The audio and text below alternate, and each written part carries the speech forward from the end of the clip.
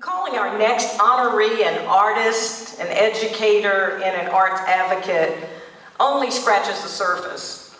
Her work is a powerful blend of creativity, mentorship, and service that uplifts every space that she enters.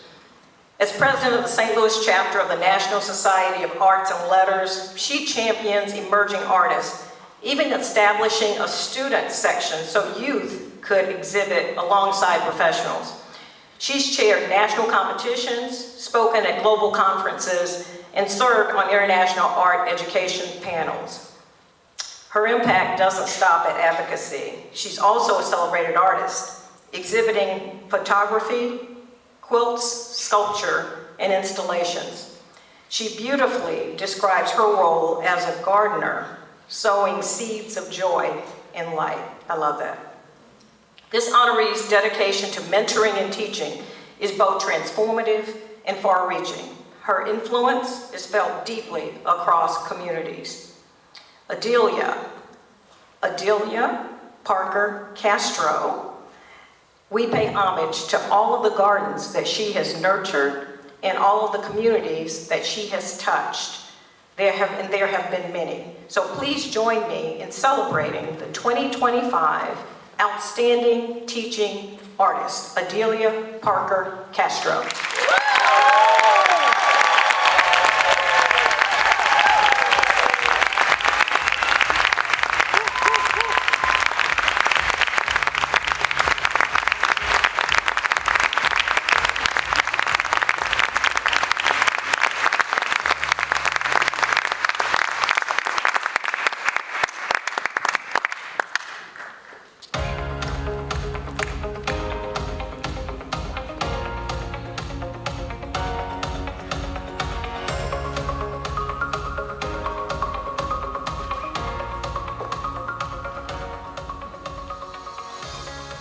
Good evening, my beautiful family.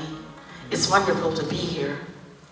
During a recent gathering of friends and sponsors of this most auspicious event, I was asked, why do you do what you do?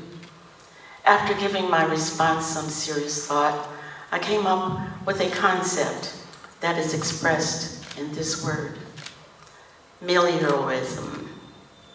The belief that we can contribute to positive change and improve the world through acts of love, creativity, compassion, and kindness.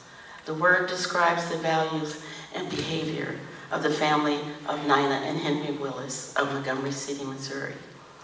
My younger brother and I affectionately called them Grandma and Granddaddy. Granddaddy had attended Lincoln University for 3 years, but following his sponsor's death, had to return to the farm and later worked on the Wabash Railroad as a yard man.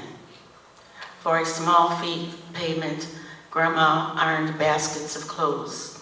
Although they would not have identified themselves as social justice activists, but that's what they were.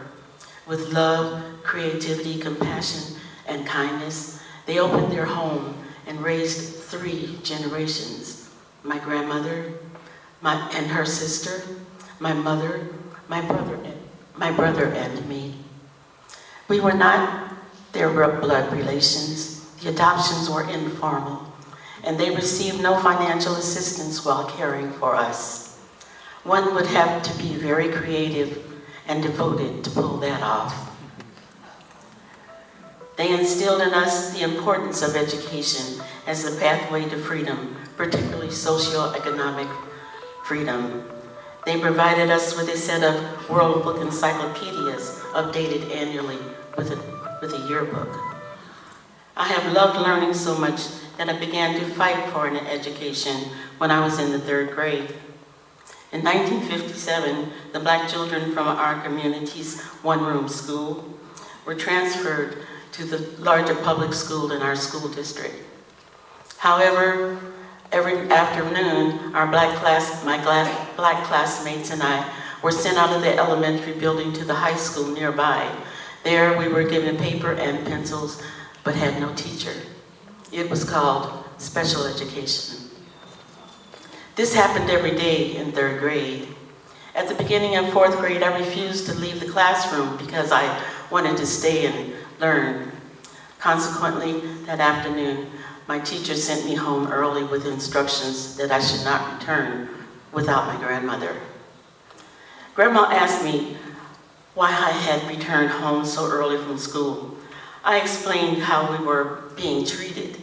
I told her that I was missing what was being taught and that I wanted to learn. The next morning, Grandma accompanied me to school, spoke quietly with the principal and my teacher. I never had to leave the classroom again for that afternoon's excursion.